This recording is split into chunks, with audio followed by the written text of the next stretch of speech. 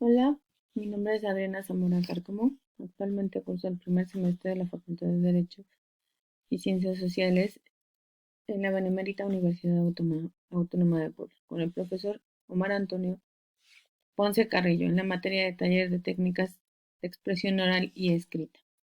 Ensayo argumentativo. ¿Por qué es importante la Constitución Política de los Estados Unidos?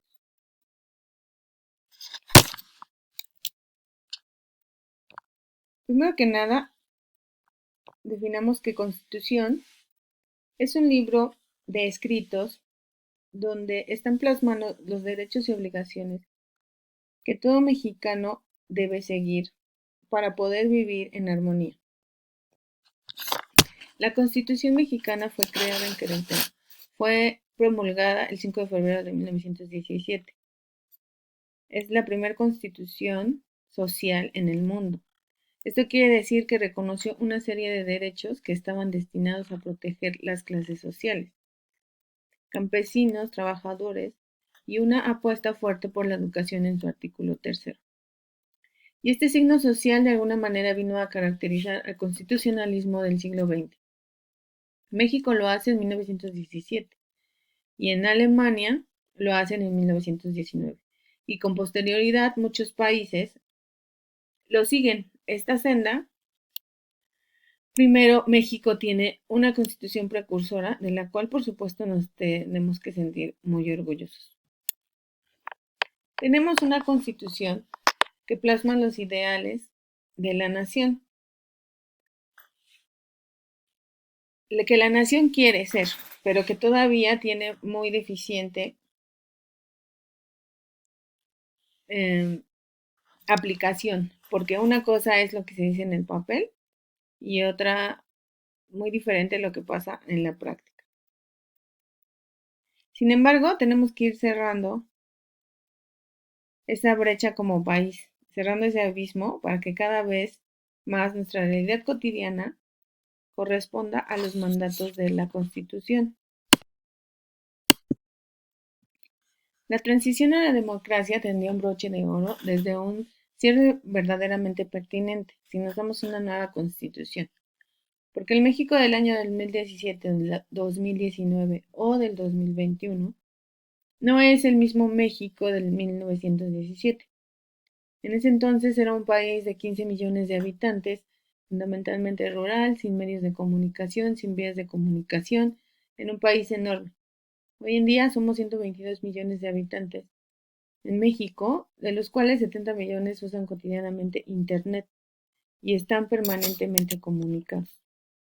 La Constitución ha venido evolucionando. Hemos tenido un sinnúmero de reformas que reflejan también un proceso de modernización del país. Son más de 700 reformas que ha tenido esta Constitución desde el momento de su promulgación. Ese ciclo de reformas probablemente no esté terminado. Probablemente surjan nuevas necesidades. Surgen nuevas cuestiones constitucionales. Por ejemplo, hace apenas 3 años entró en vigor la reforma al derecho a acceso a Internet, cuando hubiéramos pensado que tuviéramos un derecho humano de acceso a Internet. Y no solamente de eso, sino que en su artículo sexto de la Carta Magna habla de Internet de banda ancha. Así tal cual. Bueno, eso fue hace 20 años.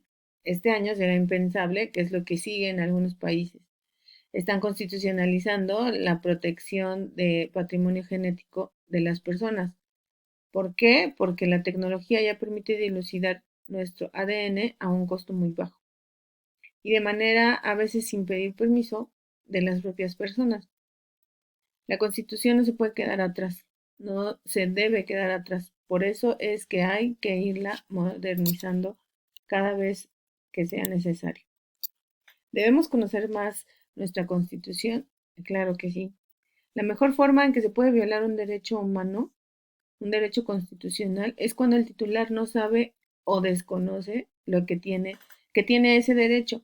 Entonces esa violación se queda impune por naturaleza. Tenemos una constitución muy bien estructurada, a mi punto de vista, de las mejores constituciones. que con los años se ha ido formando en títulos. Bueno, se divide en dos: las partes dogmática y orgánica. La dogmática es la que contiene las garantías individuales, los derechos humanos, básicamente. Y la parte orgánica se refiere a la estructura y organización del Estado, así como las autoridades y competencias. Estas, a su vez, se dividen en títulos y estos títulos en capítulos.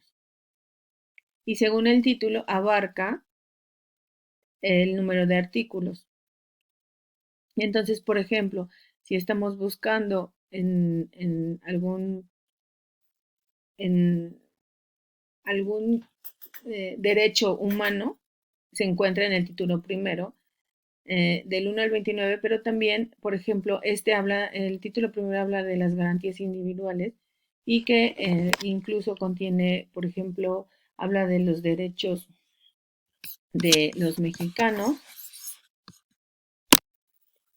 en su capítulo 2, y en su capítulo 3 habla de los extranjeros, y en su capítulo 1 habla de las garantías individuales.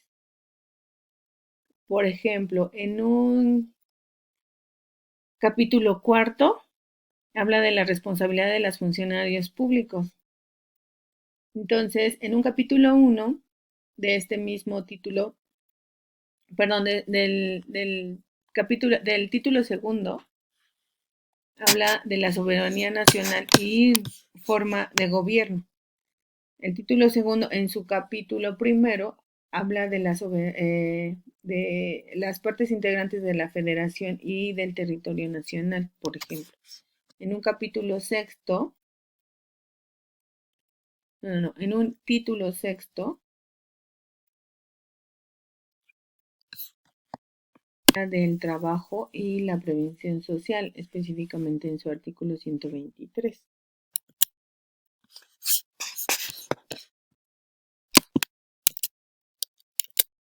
Entonces, en conclusión, tradicionalmente se señala que la Constitución se integra fundamentalmente por dos partes: orgánica y dogmática. Sin embargo, autores como Elisura Arteaga refieren adicionalmente las partes relativas de los derechos sociales, programática, de prevenciones generales y de las disposiciones transitorias. Creo yo que tenemos que hacer un esfuerzo como sociedad, un esfuerzo como ciudadanos, un esfuerzo cívico, ético y moral por difundir y conocer nuestra Constitución. Y esto no es tarea solamente del gobierno o del presidente o de los diputados, es tarea de todas y cada una de las personas de este país. El objetivo de las modificaciones constitucionales son para realizar cambios políticos y económicos y atender a problemas sociales. La última Constitución de México ha tenido más de 700 reformas desde que se publicó. Y aunque nos podría parecer algo normal, hay países como España con constituciones muy rígidas, lo que significa que es muy difícil cambiar los artículos. Por eso, la Constitución de México tiene tanto valor, porque a pesar de las dificultades permite adaptar la ley al contexto actual con facilidad. Gracias.